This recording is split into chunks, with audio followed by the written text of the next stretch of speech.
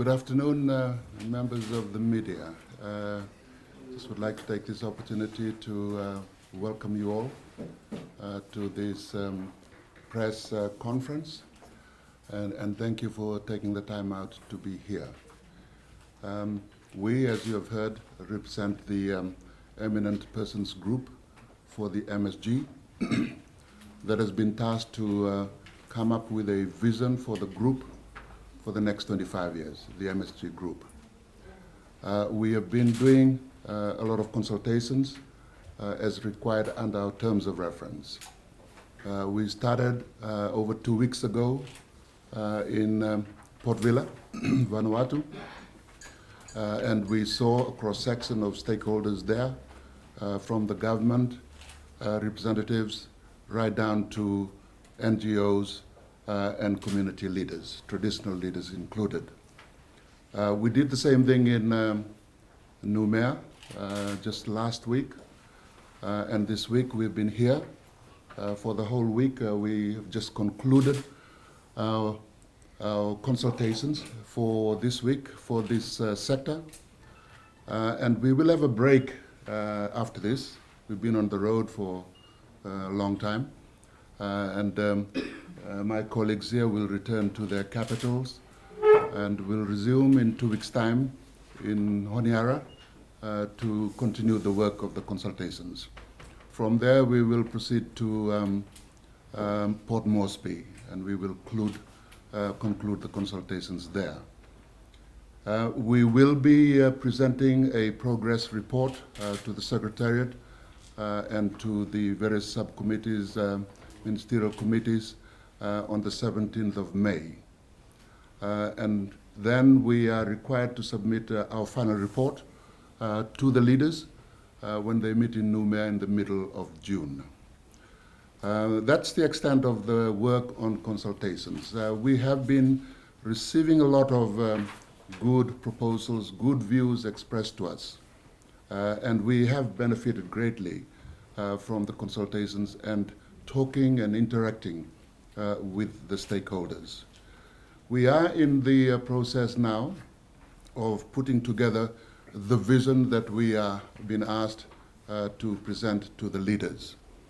And we believe that we have got a lot of materials, a lot of views that have been expressed that we would include in our vision and plan for the MSG Group for the next 25 years.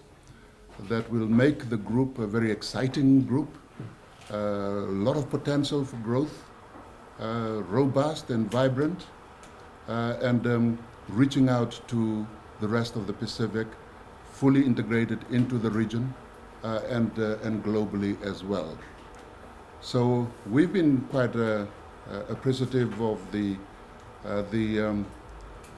work that and the contributions from the stakeholders, because they've really been useful issues for us to build this vision for the group for the next 25 years.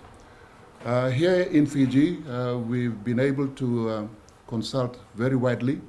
We started off with the Prime Minister on Monday when we got here.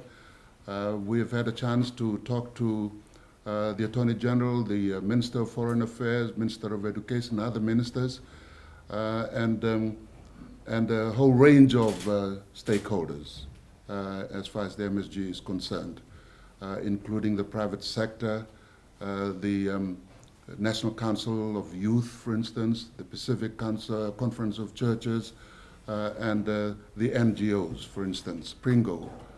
We met representatives from Pringo just yesterday, and we have benefited immensely from the submissions that have been put to us. We believe that we have a vision now that would be exciting, that would be challenging, that would be ambitious, adventurous, so that we can take our sub-regional organization forward, facing the challenges of tomorrow.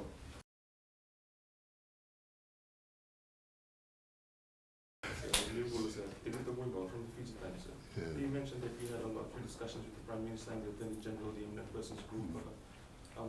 Fiji is currently on a path back to democracy. How has the Eminent Persons Group seen any way that it could maybe assist Fiji, that MSG can assist Fiji in this path?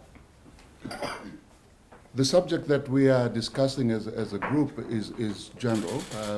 We want to address the problems of human rights violations, for instance, the democracy that contribute to not only to political instability, but also parliamentary instability. So these are the issues that we are discussing. When you look at the sub-region, these issues are applicable across the region. That is why it is of concern to the EPG. We are beginning to put together now some of the measures that would be needed to address these issues.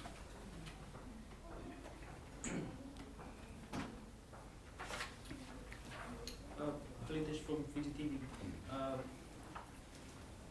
What is EPG's views on progress so far made by Fiji towards democracy? What is your view, the progress so far? Well, our stand is to take note of what is being done because we've been asked to address the problem of human rights violations, democratic breaches and all that. We can note what is happening in Fiji. We have heard the work on the constitution, for instance, and the work of the government to discuss the details of the constitution. And we did hear from the Attorney General that after the submissions have been collected, the current draft will be subjected to further drafting to take into account of the views that have been expressed. We take note of all that. And the target that is being signposted for general elections. And as an EPG, from the MSG standpoint, that is of importance to us. Rita. Rita from Fiji Broadcasting. Now you mentioned that one of the most important issues that has come out in the consultations is about the MSG becoming a robust trade and economic bloc. What were some of the specific concerns or views that came out from your discussions that that you held with the various groups relating to trade and economic? There were not so much concerns. I think what we heard from the people, the level of ambitions and aspirations in the way we want to carry out our sub-regional cooperation, for instance, and through the MSG trade agreement, the extent of wanting to move forward with market integration and followed by deeper regional integration. So what we are hearing, the prospects for growth and expansion in future through sub-regional approach. So we see prospects for enhancement of our sub-regional cooperation, for instance, sub-regional integration, and through the experience that we'll acquire from that, we can develop some comparative advantage that we can use in, for instance, under the PICTA. And that way we can reach out to the rest of the Pacific Island countries because we have benefited from the MSG trade agreement. So it really is the scope of possibilities that is open to the MSG as a group.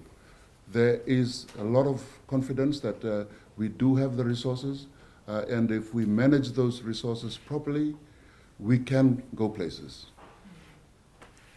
Was there any sort of discussions on looking at things like labor mobility schemes? Definitely. I mean, if you look at the sub-region at the moment, we already have a labor scheme. We have the skills movement scheme, and that is already taking place and delivering the goods because trained personnel is now moving across the region from areas of surplus to areas of need.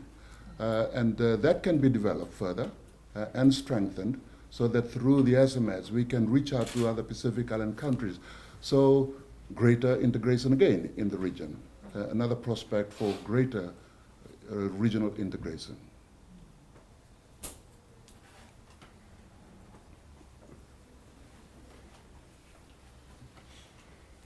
So just on the topic of West Papua, sir, furthering the conduct bid for independence from France was a core reason for the inception of the MSG Group 5 years ago, and this is, and now similar struggle is happening in West Papua. Has the Eminent Persons Group maybe had any discussions regarding the state of affairs in West Papua? We have been listening to the views that have been expressed to us. There is a lot of support for the West Papua case. We do also note that the West Papua case is problematic. It has a number of issues attached to it. For instance, there is an application which I understand has been lodged with the chair of the MSG. That will take its own process, and the leaders will make a determination on that when they meet in June. There is also a different angle to the West Papua relating to the UN situation. So it's a complex issue, but we as a group, we take note of what is happening on the ground. The application has been lodged, and it is likely that the leaders will make a determination in June, and that will determine the way forward on how we manage the West Papua case.